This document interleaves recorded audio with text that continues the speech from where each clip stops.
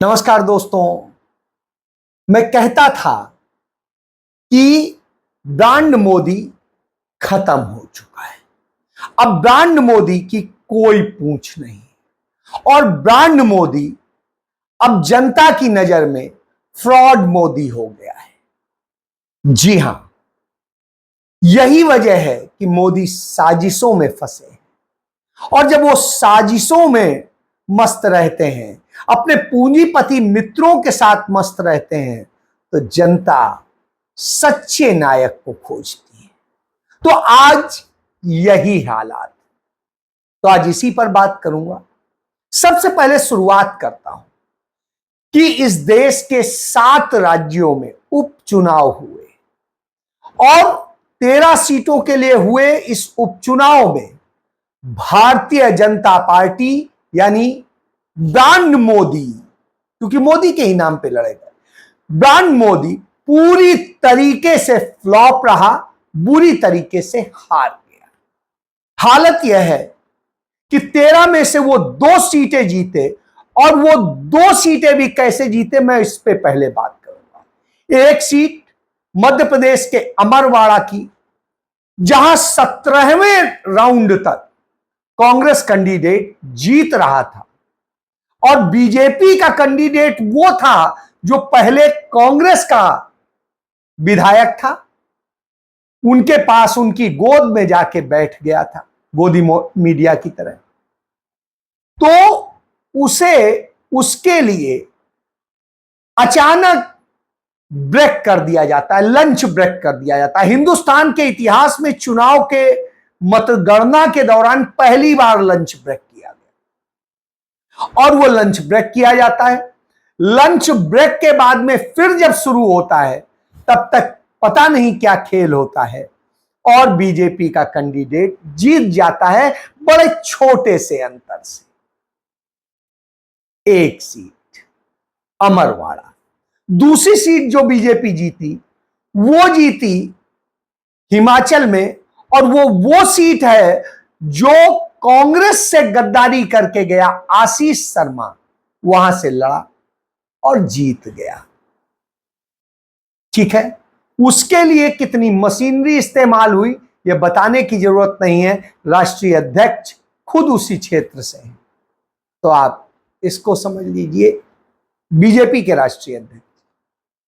इसके बाद यानी यदि इनमें यह स्थिति ना होती तो क्या होता। अब कांग्रेस को हराने के लिए कितनी साजिशें रची गई, इस पर भी बात कर लेता हूं। मैंगलोर सीट उत्तराखंड की, इस सीट पर अल्पसंख्यक मतदाताओं को वोट नहीं डालने दिया जा रहा था, उन्हें मारा जा रहा था, डंडे करे जा रहे थे, सब कुछ किया जा रहा था, वो मैंने आपको बताया था। और स्थिति है उसने के बाद में बीजेपी ने, जैसा कहा जाता है बी टीम है बीएसपी, उससे अल्पसंख्यक कैंडिडेट खड़ा कराया और 3 निर्दलीय अल्पसंख्यक कैंडिडेट खड़े कराए, जिससे कांग्रेस हार जाए। बावजूद इसके कांग्रेस के काजी निजामुद्दीन वहां से चुनाव जीत गए। दूसरी तरफ हिंदुत्व की एक बड़ी प्रयोगशाला के तौर पे देखा जाता है बद्रीनाथ धाम, जो हिंदू धर्म में 4 धाम है, उन 4 में से एक बद्री धाम। और बद्रीनाथ धाम में भगवान की कृपा हुई, बद्रीनाथ जी ने भारतीय जनता पार्टी ब्रांड मोदी के उम्मीदवार को, जो पहले कांग्रेस में था, उसे बीजेपी में ला करके खड़ा किया गया था, वो चुनाव हार गया और कांग्रेस प्रत्याशी चुनाव जीत गया।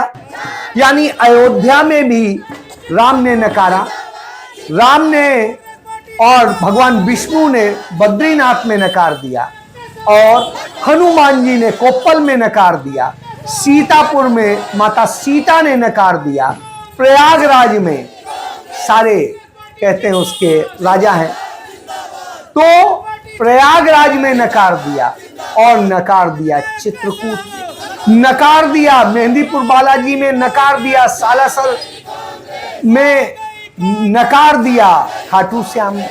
तो यानी भगवान खुद हरवाने पे लगे हुए हैं भारतीय जनता पार्टी को और मिटाने में लगे हैं ब्रांड मोदी को, क्योंकि इस ब्रांड मोदी ने उनके नाम का दुरुपयोग किया है, उसे नफरत में ढकेला है, उनके सिद्धांतों को खराब किया है, इसलिए यह हार हुई। India Alliance 10, BJP 2. This is the final scorecard of 2024 by-election.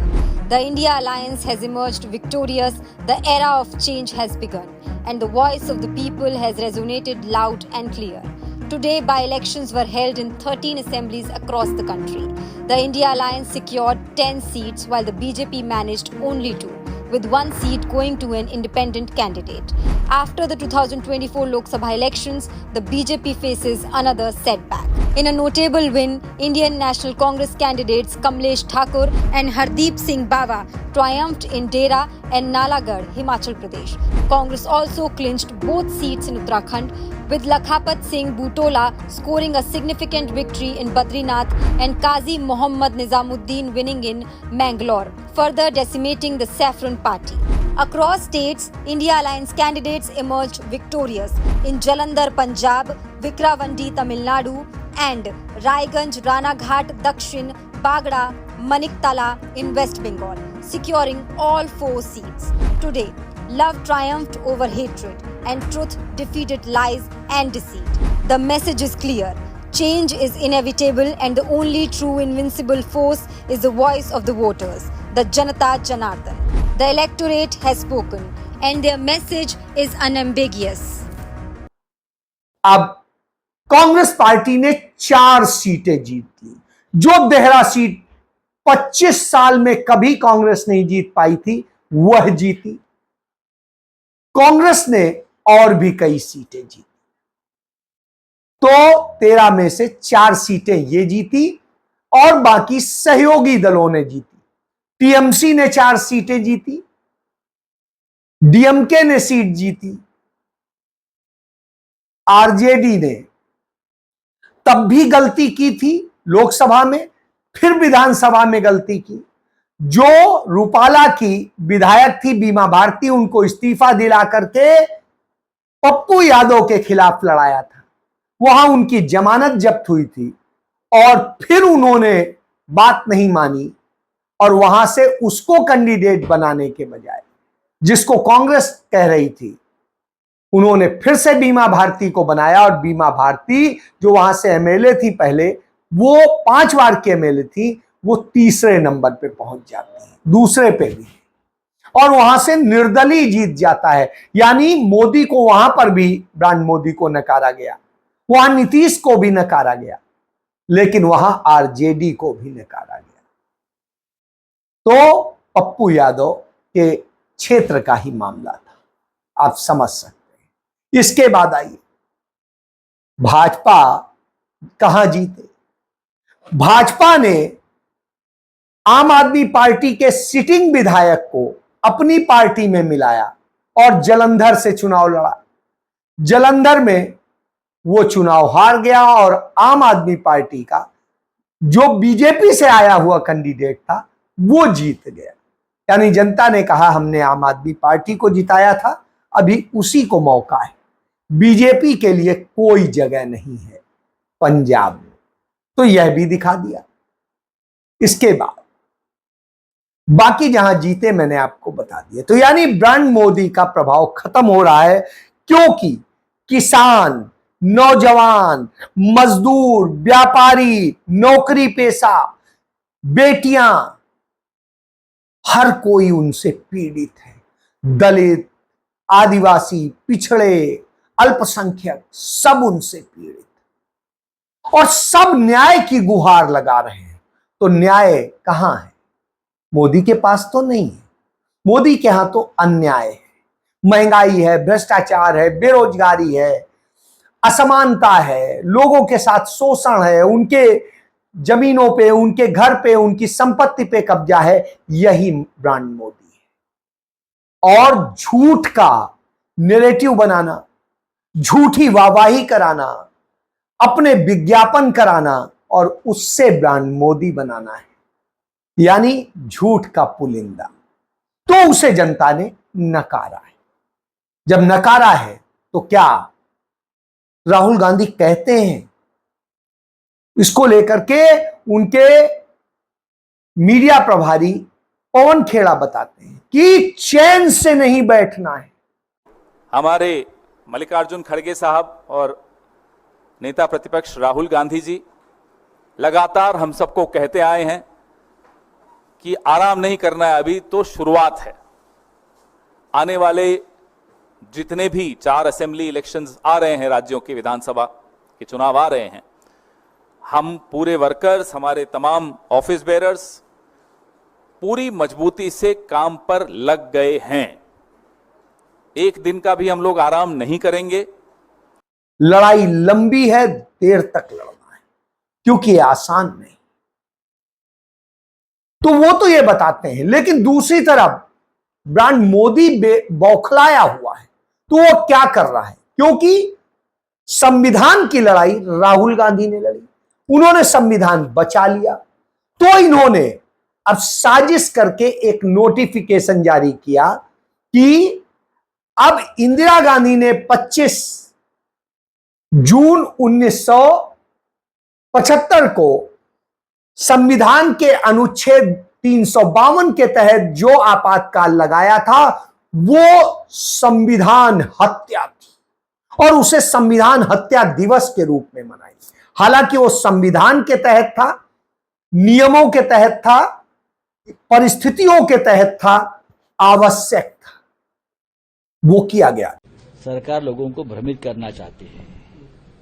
सरकार जो और प्रश्न है देश में उसके ऊपर से ध्यान हटाना चाहती है। आपातकाल को हो गया 50 साल, एक जनरेशन खत्म हो गई। हाँ? और यही लोग हैं, ये लोगों ने हमेशा इस देश में संविधान को माना ही नहीं। ये लोगों का देश के स्वतंत्रता संग्राम में कोई योगदान नहीं, और ये लोग संविधान की हत्या, संविधान वगैरह वगैरह वगैरह वगैरह बोल रहे हैं। इमरजेंसी हमने देखी है, हम उस वक्त कॉलेज में थे। जिस तरह से इस देश में कुछ नेता अराजकता फैलाना चाहते थे वो बहुत गंभीर बात है। राष्ट्रीय सुरक्षा का मुद्दा था। रामलीला मैदान से खुलेआम बड़े बड़े नेता ये आह्वान कर रहे थे आर्मी को कि प्रधानमंत्री या सरकार का आदेश का पालन मत करिए। ऐसा कभी होता है क्या?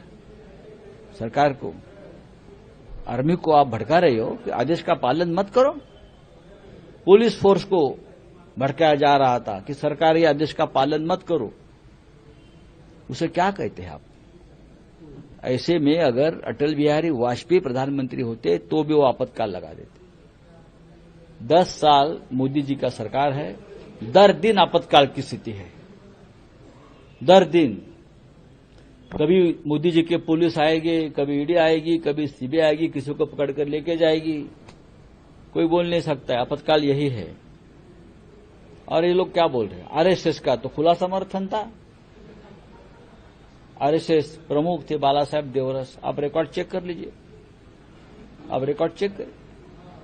हिंदू हृदय सम्राट बाला साहेब ठाकरे जी, ये नकली शिवसेना को आप कंधे पे लेकर घूम रहे हो ना, एकनाथ शिंदे वाली।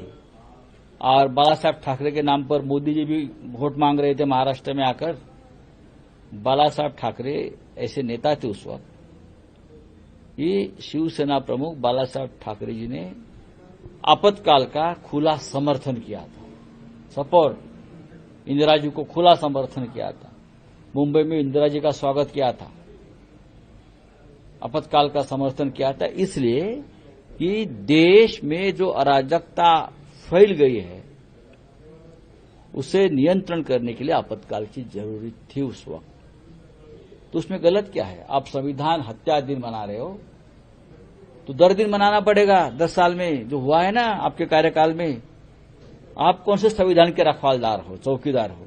छोड़ दीजिए।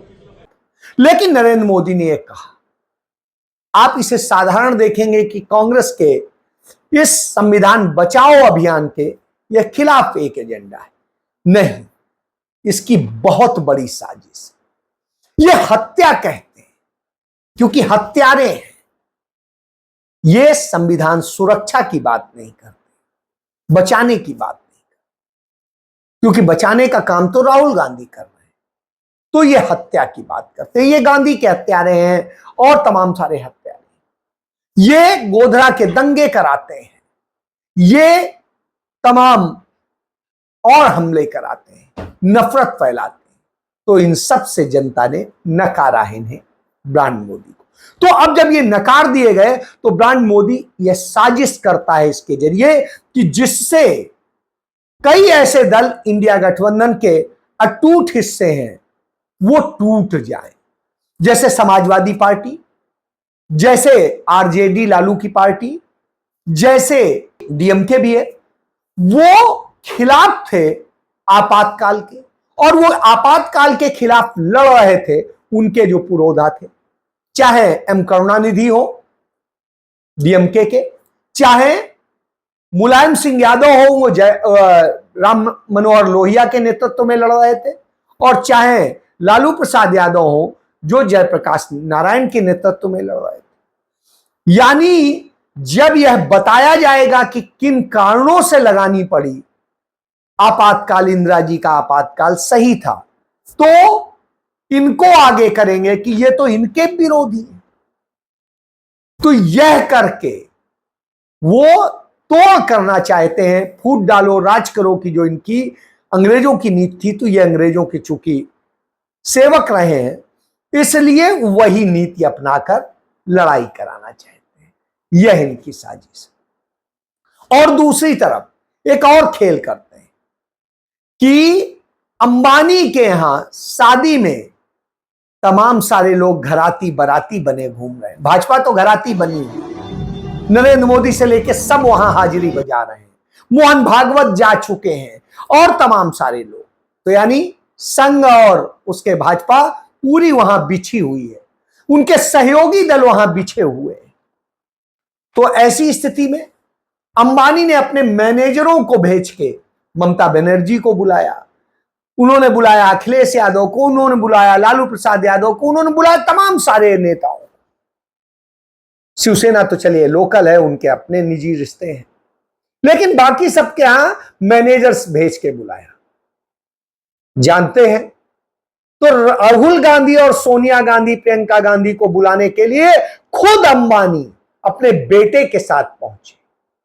लेकिन राहुल गांधी कहते हैं अंबानी अदानी के लिए मैं काम नहीं करता हूं, मैं इस देश की जनता के लिए काम करता हूं, दलितों, पिछड़ों, आदिवासियों, अल्पसंख्यकों के लिए काम करता हूं, वंचितों के लिए काम करता हूं, उनके लिए लड़ता हूं, मैं मोहब्बत की दुकान चलाता।